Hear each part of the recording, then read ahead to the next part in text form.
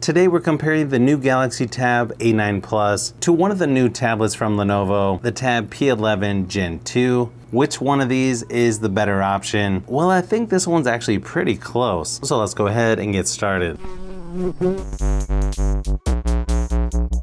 Pricing is pretty similar between these two. Lenovo starts at just under $200, where Samsung is just over $200. Base models start at 64 gigabytes of storage with 4 gigabytes of RAM.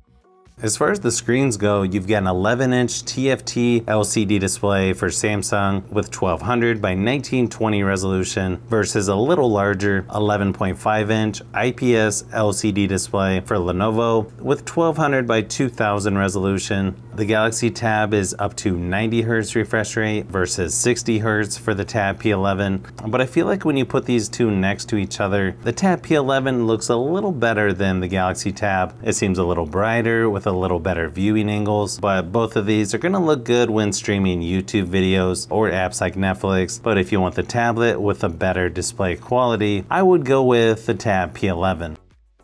Battery life is going to be slightly better with the Tab P11. I ran the same battery drain test, and the Galaxy Tab lasted about 6 hours versus 7 hours with the Tab P11. Both should have plenty of juice to last a day or two with mixed usage, even longer if you turn the screen brightness down, because my testing is at 100% screen brightness. But if you want the tablet with better battery life, I would go with Lenovo. Software-wise, the Galaxy Tab is on Android 13, the Tab P11 Gen 2 is on Android 12. They're going to be somewhat similar as far as the software, but they do things a little bit differently. You have the Google Entertainment Space left of the home screen on the Tab P11, Google Discover or Samsung News on the Galaxy Tab. You've also got the Edge panel over on the side for Samsung. The notification shade is going to look a little different between these two, but one advantage for the Tab P11 is it comes with the Precision Pen 2, or at least the version that I have here. It's not quite as good as the S Pen, which you get on some of the Samsung devices, not the A9 Plus though, but it's still a nice option to have to do some drawing, taking notes, or just moving around the software. With the A9 Plus, you get Samsung DeX versus productivity mode on the Tab P11, which is somewhat like Samsung DeX, maybe not quite as polished, but both are nice options to have to be a little more productive. You also have pogo pins on both to use their official keyboards, but of course you can use any Bluetooth keyboard like the one shown here from Logitech. Sort of personal preference on which one has the better software, but I might give the slight advantage to Samsung because typically they're a little better at software updates. Performance-wise, these two are actually really close considering they have the same MediaTek G99 processor and both have 4 gigabytes of RAM. So you're going to see very similar Geekbench scores. And even though these are considered entry-level tablets, they still have plenty of power to do most basic things that you would need to. Sort of the same story with gaming. They'll play games like PUBG Mobile and Asphalt 9 without too much trouble. Just keep in mind, these aren't really gaming tablets, so they're going to have lower graphics settings and lower frame rates, but it might just depend on which games you're playing.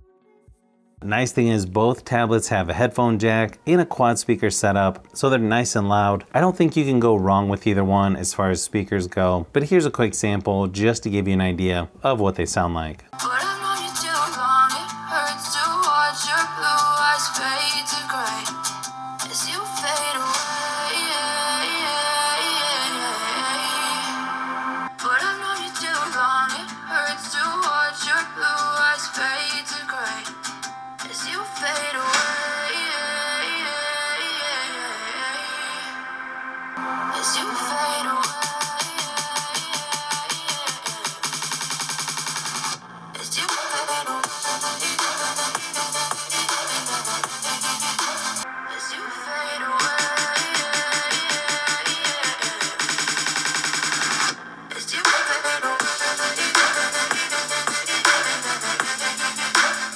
Now, most of you already know cameras on tablets are usually not that great, especially in this category. You get an 8 megapixel on the back of the Galaxy Tab versus a 13 megapixel for Lenovo, and then 8 megapixel on the front for Lenovo versus 5 megapixel on the A9 Plus. So a little higher resolution on the Tab P11, and yeah, you'll notice you get a little better camera quality with the Tab P11. So I'd probably use that one if you plan on doing Zoom meetings or other video conference calls. But here's a few samples of each just to give you an idea of what to expect.